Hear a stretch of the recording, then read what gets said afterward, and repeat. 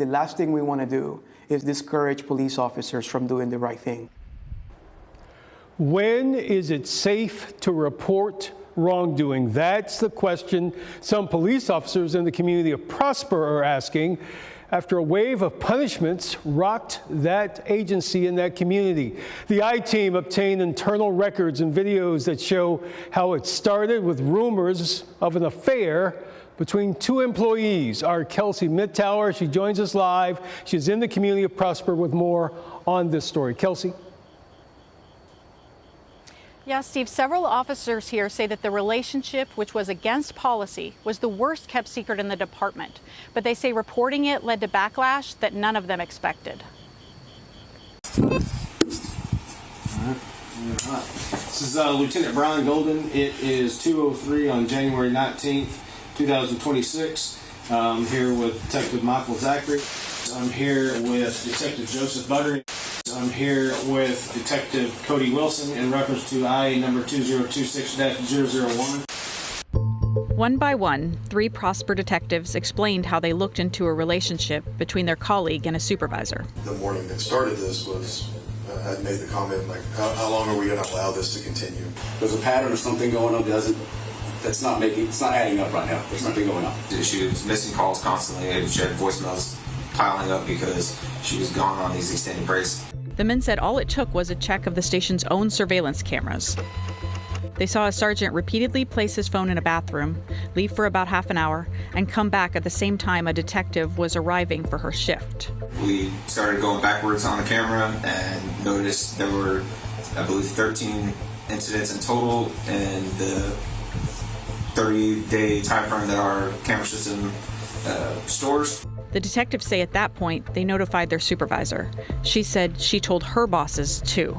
Who, if anyone, directed you to look into Sergeant Wyndham and Detective Harper specifically? No one directed me to. Nobody. Who was aware that you were compiling this information at the time it was collected? So I brought in my chain of command. The team also handed over information from Flock, the department's license plate reader system. A search of the female detective's cruiser showed the pair had met in neighborhoods, parking lots, and at a nearby hotel.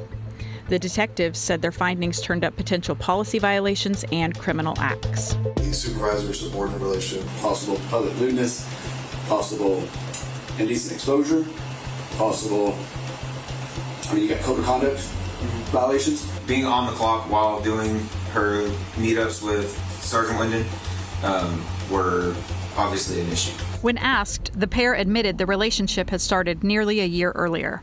We would meet to see each other before he went home and I came to work. When you guys would meet up, what would y'all do?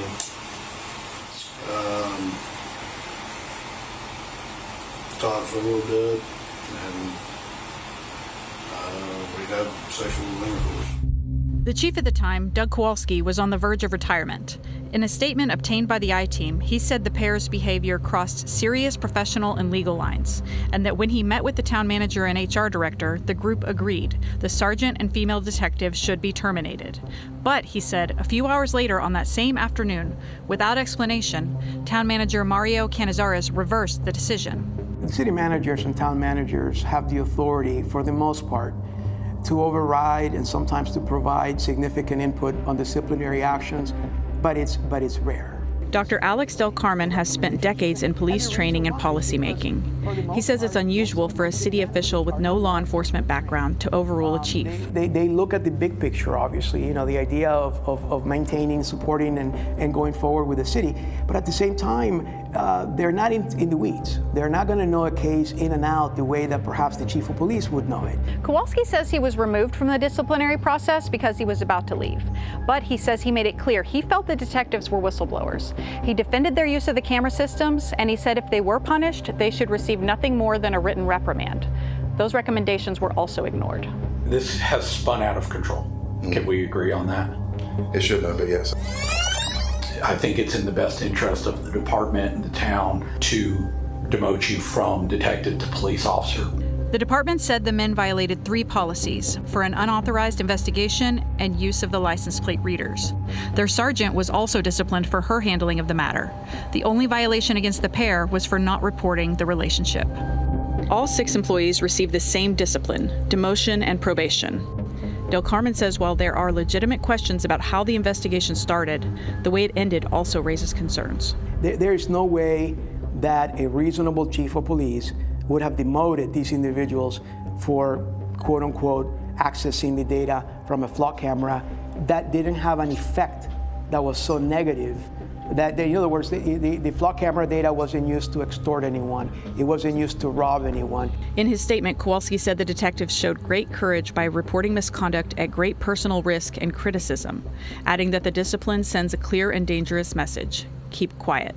It is really important that police officers have the freedom and feel that they have the freedom to report wrongdoing when wrongdoing is taking place. And I think that that's a really important point of this story because of the fact that the last thing we want to do is discourage police officers from doing the right thing. So all 6 have appealed their discipline. No one has received a hearing yet. None of them would comment for this story. The Chief Kowalski statement actually came from an attorney for the detectives who planned to use it in their appeal. Kowalski himself would not comment for this story. The town did send me a short statement calling the matter an internal review that did not impact public safety, saying, quote, while we remain committed to transparency, the town does not comment on specific personnel matters. I'm live in Prosper tonight. Kelsey Mittauer, CBS News, Texas. Kelsey, we thank